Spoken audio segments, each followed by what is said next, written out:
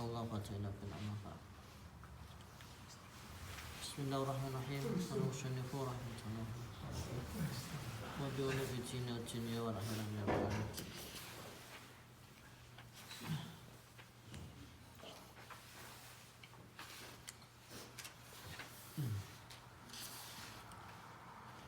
Bismillahirrahmanirrahim. Kali ini tentang permasalahan fikih ya. Oke. Satu ataupun dua masalah.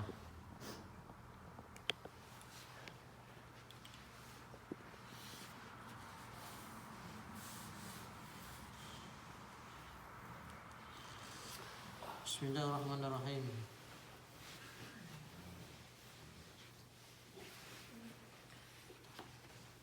Mengenai najis, cara mensucikan minyak yang terkena najis.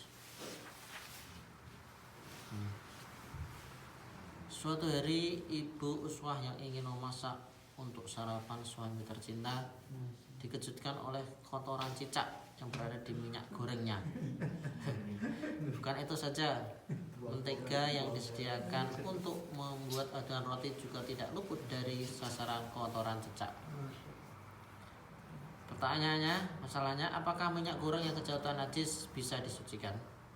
Nih, secara umum bahwa ketika ada cairan, yaitu air ataupun sesuatu, mungkin air teh atau apa kan, kalau kejatuhan najis maka jadi najis, jadi najis.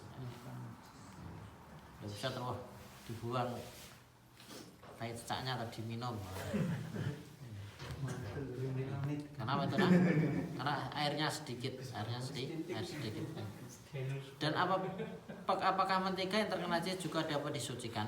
Nah, kalau itu air kan sudah terus menjadi satu kan. Nah, kalau minyak kan apakah juga bisa disucikan? Kalau air pun dilihat. Nah, ini. Kalau air dilihat. Nah,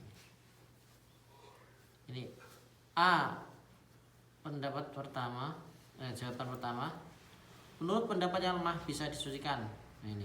Jadi tadi minyak goreng pun bila terkena najis tadi bisa disucikan. Mengenai caranya adalah sebagai berikut. Benda najisnya dibuang dulu. Jadi mungkin ada kotoran yang dibuang. Kemudian dituangkan air sebanyak-banyaknya. Lalu diaduk sampai merata keseluruhan minyak. Baru disaring minyaknya. Loh, ini kan caranya. Jadi tidak penting caranya kan biar suci. Yang penting suci. Nah, kalau suci kan untuk minyak rambut kan bisa mungkin kalau usah dicampur air. Yang penting untuk ini kan cara mensucikan tidak permasalahan tidak untuk goreng atau tidak. Yang penting suci atau tidak kan. Ada nih, suci atau tidak. Seperti tadi, ketika satu ember kena najis, terus najisnya dibuang, terus dicampur 2 kolah, nah itu bisa menjadi suci, terus diambil lagi suci. Maka ketika air seperti air mustakmal, ketika dikumpulkan satu ember dikumpul menjadi 2 kolah lebih, nah ini bisa menjadi suci, terus diambil seember lagi ya suci lagi.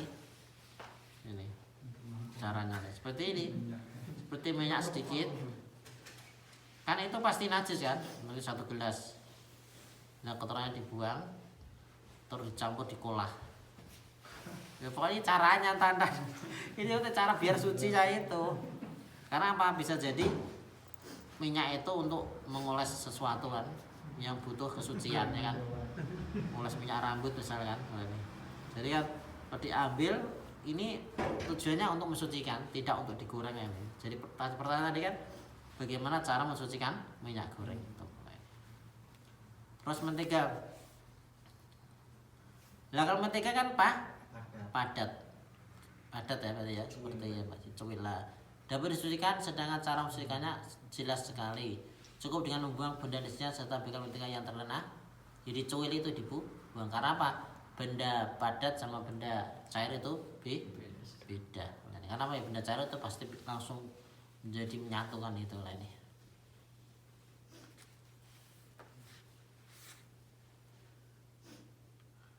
Walau najusa ma'iun ta'adara tatihuru Wakila yatuhuru duhnu bi ghuslihi. Walau najis samai'un ta'adzara tadrihu. Apabila ada sesuatu cairan kok kena najis atau menjadi najis, ta'adzara tadrihu, maka tidak mungkin untuk disucikan. Ini pendapat yang pertama tadi kan. Jadi pendapat yang kuat memang ketika air cair, barang cair tatkala kena najis, terkena najis, lah ini menjadi najis. Karena apa? Ta'adzara tadrihu, maka tidak bisa. Ta'adzara ini apa ya, sulit untuk mensucikan, tidak bisa disucikan. Wakila dan kil, jadi kil ini pendapat lemah. Seperti tadi kan, yang diutarakan tadi ada pendapat lemah. Pendapat yang kuat tidak bisa disuci. Sekarang tadi secara umum bahwa cairan tatkala terkena najis itu yang menjadi najis. Wakila menurut pendapat dikatakan yadhuru dunu bi ghuslihi. Minyak itu bisa menjadi suci bi ghuslihi dengan membasuhnya. Walau najusa mai'un ghairu ma'i walau duhnan. Ta'adzara tadrihu itlayati ma'u al-kulih. Apabila ada cairan menjadi najis selain daripada air, walau duhnan, walaupun ini minyak, ta'adzara tadrihu, maka tidak bisa mensucikannya. Tidak bisa mensucikan, tidak bisa menjadikan ia suci. Kalau air bisa, karena apa? Seperti tadi kan, kalau air najis, terus najisnya tinggal dilihat, kalau itu kelihatan ya dibuang. Kalau misalnya kena sama-sama cairannya, mungkin air kencing, tapi tatkala dicampur di kolah yang besar, itu kan tidak bisa merubah daripada rasanya atau warna kan. Kalau mungkin kencing satu satu orang ngosok sampai satu gelas, tidak ada ya, sedikit lah, mungkin satu sendok atau diubek di dalam kolah besar akhirnya kan, kolah yang sangat besar sekali, mungkin kolam renang itu kan. Nah ini bisa menjadi suci. Maka ini dikasih keterangan selain daripada air, karena tatkala air itu bisa disucikan dengan mudah, ya dengan apa? Mencampur dengan air yang lainnya yang banyak sekali. Itulah tadi mau ala kulihi. Itulah ya'til mau ala kulihi li'anau bitabihi yamna'u isabatul ma'. Nah ini. Wakila yatuhuru dunu bi ghuslihi. Tadi menurut satu pendapat bahwa minyak itu bisa disucikan, bisa menjadi suci bi ghuslihi dengan membasuhnya. Kiasan ala saubin najis, ini dikiaskan, dianalogikan atas saubin najisi, pakaian yang terkena najis. Wa kaihu tatidi kama dzakara fil maju ayyasubal ma'a alaihi wa yakasiru thumma yakaruhu bi khasabin. Anahya kasyatun usulahu jami'i thumma yutraku yarwa thumma asqabu aswalahu fa idza kharaja ma'u sudda. Ini jadi orang dulu memang cukup pintar juga ya.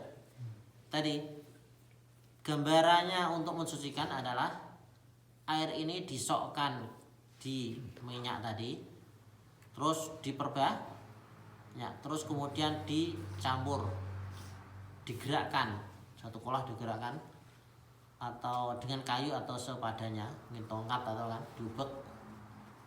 Terus ada prasangkaan air itu memenuhi daripada minyak, pokoknya sudah campur lah. Tsumma yutro, kemudian ditinggalkan supaya minyak itu timbul ke atas. Jadi orang dulu tahu ya, kalau minyak itu kena air, minyak ini di atas atau di bawah? Di atas. Nah, di atas kan. Tsumma yuskobu, asal kemudian bawahnya dibolongi, ya pinter ini kan. Mungkin ember yang bawah dibolongi kan, airnya keluar duluan. Tatkala sudah hampir habis, sudah minyak kan tinggal. Tuh fa idza kharaja ma'u sudah. Tatkala air sudah keluar semua, sudah terus dibuntoni lubang itu. Maka akan terpisah antara minyak dan dan airnya pintar bisa juga pintar ini. Jadi saya minyaknya mungkin 5 liter. Nah, ini gambaran aja saya. Kejadian dari sebuah ajaran. Terus tanah yang menempel di kaki. Jika musim hujan telah tiba, jalan-jalan menjadi becek akibat genangan air yang merata di mana-mana. Kondisi semacam ini menyulitkan kaki kita terhindar dari tanah yang becek tersebut. Ya sudah kita alami ya. Jadi jalan-jalan raya ini ada air kecipratan kan. Kondisi semacam ini menyulitkan kaki kita terhindar dari tanah yang becek itu. Padahal tanah di panjang jalan itu tidak lepas dengan tercampurnya benda-benda najis. Ya mungkin ada tai apa semua kan, ayam atau apa, tai kuda itu kan secara apa namanya pikiran kita kan ada kan, ada yang mungkin kita tidak tahu tapi ada kan. Apakah tanah yang menempel di kaki tersebut dimakfu? Sebenarnya Allah hukumnya dimakfu karena sulit untuk menghindari darinya, dimaafkan ini kan.